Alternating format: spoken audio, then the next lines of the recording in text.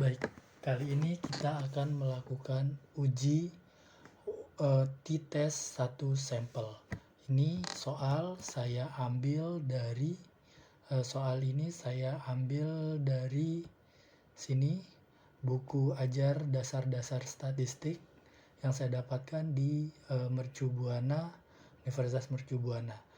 Jadi soal ini tentang uji t-test 1 sampel, di mana ada soal yaitu seorang siswa melakukan penelitian mengenai galon susu murni yang rata-rata isinya 10 liter.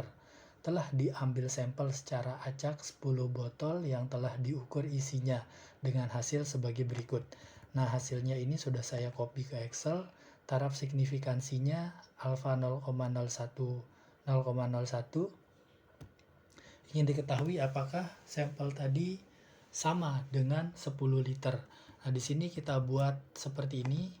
Kita buat dulu seperti rata-rata, standar deviasi, jumlah sampel, derajat bebas, dan hipotesis atau mu hipotesisnya.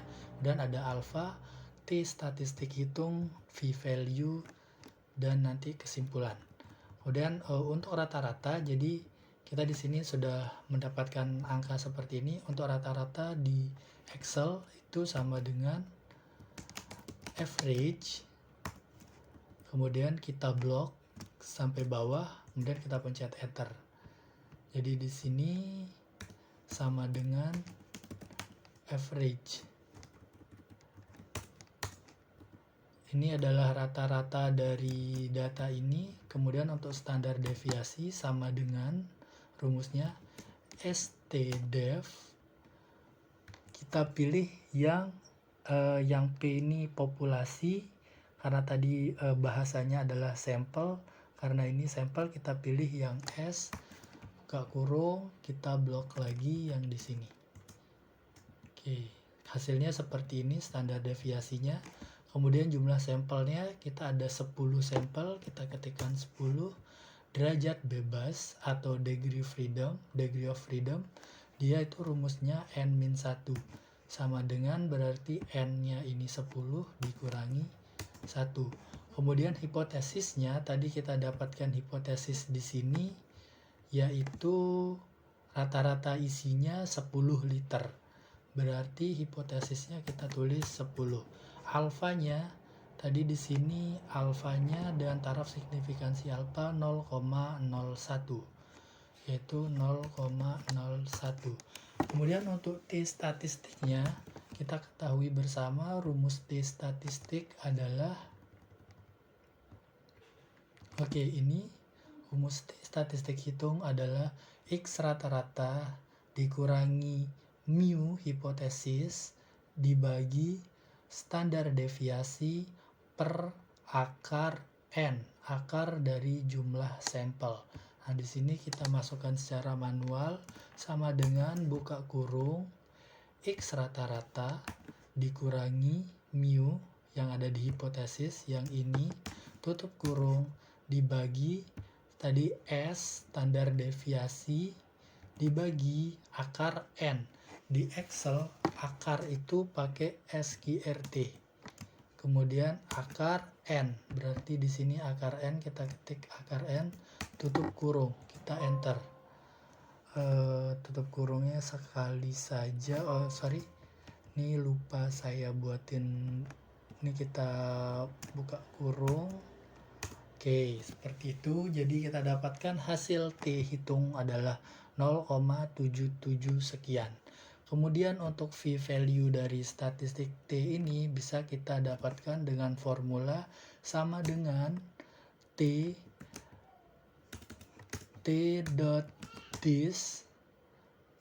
Nah, di sini ada 2T. 2T ini jika two tiled. Two tiled itu berarti dua arah. Nah, kemudian kalau kita satu arah, maka ini hanya RT. RT ini berarti hanya di kanan saja. Nah, karena di sini kita menggunakan dua arah, berarti kita pilih yang 2T. Buka kurung, X-nya ini kita gunakan hasil statistik hitung kita, uji T hitung kita yang tadi, koma, degree freedom-nya kita pakai 9. Kemudian kita enter. hasilnya adalah 0,46. Apa kesimpulan dari 0,46? Biasanya kalau 0,46 jika hasil v-value-nya ini lebih besar dari alfa, maka kita terima H0, yaitu berarti ada persamaan dengan rata-rata. Nah, seperti ini. Di sini ada penjelasan tentang interpretasinya. Jika T hitung lebih besar dari T tabel atau T alfa, maka berbeda secara signifikan. Kita lihat di sini dia ada pengerjaannya menggunakan SPSS. Nah, ini kalau di buku ini dia menggunakan SPSS.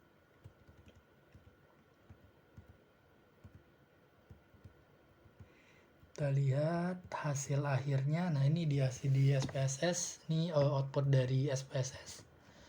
N 10, min rata-rata 10,06, sama seperti hasil kita tadi. Standar deviasi 0,245, sama seperti hasil kita tadi. Nah, kemudian ini hasil uji T-nya 0,772. Kalau di Excel tadi 0,771777, kalau kita bulatkan sama 0,772. Di sini v-value kita 0,46, kemudian di sini hasil dari SPSS sama 0,46. Sehingga karena nilai signifikansi ini lebih besar dari nilai alfa 0,01, artinya dapat diterima rata-rata galon lebih dari rata-rata galon sama dengan 10 liter. Oke, kita ambil contoh yang kedua. Di sini contoh yang kedua saya ambil dari website spssindonesia.com. Ada contoh uji one sample t-test. Ini hasil rata-rata belajar. Di sini sudah saya copy. Jadi kita kerjakan sama seperti yang tadi. Rata-rata itu sama dengan average, yang ini, average buka kurung, kita blok dari sini sampai bawah, kemudian kita enter. Ini sama dengan average. Oke. Kemudian standar deviasi sama dengan stdev. Kita pilih yang sample.s buka kurung. Ini kita blok semua, enter. Di sini dia rumusnya sama dengan stdev.s. Kemudian jumlah sampelnya di sini 12. Kita ketikkan 12. Derajat bebas atau degree of freedom-nya n-1 sama dengan 12 dikurangi 1. Hipotesisnya di sini soalnya itu adalah tentang seorang peneliti yang membuat dugaan yang menyatakan bahwa nilai rata-rata hasil belajar siswa yang aktif di OSIS sama dengan 75. Nah, dia ingin membuktikan apakah benar. Dia ambil sampel secara acak pada 12 orang anggota OSIS. Hasilnya seperti tadi. Nah, berarti di sini mu-nya 75. Dengan alfa, di sini tidak disebutkan alfanya berapa, biasanya kita pakai 0,05 jika tidak disebutkan. Secara umum biasanya jika tidak disebutkan, alfa yang kita gunakan adalah 0,05. T statistiknya sama seperti tadi, kita balik ke rumus. Rumusnya adalah rata-rata dikurangi hipotesis mu hipotesis rata-ratanya, kemudian dibagi standar deviasi dibagi akar dari n, SQRT dari n-nya 12. Oke, kita enter, kurang buka tutup kurungnya, tapi kita yes saja, nanti ada hasilnya seperti ini, 3,02 sekian.